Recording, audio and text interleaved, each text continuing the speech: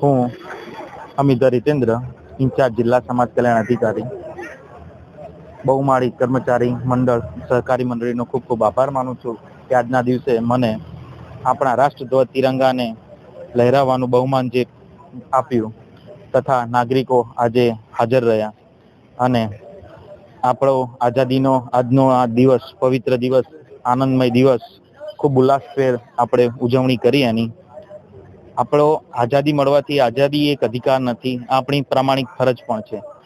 એટલે હું સૌ નાગરિકોને પ્રાર્થના કરીશ, વિનંતી કરીશ કે આપણે સૌ આપણી ફરજ પ્રત્યે પ્રામાણિક રહીએ, નિષ્ઠાપૂર્વક બજાવીએ.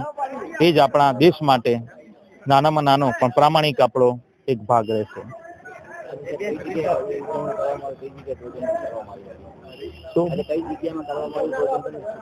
આજે બહુમાળી ભવનના પટાંગણમાં આપણે આજે રાષ્ટ્રધ્વજ તિરંગાને લહેરાવ્યો.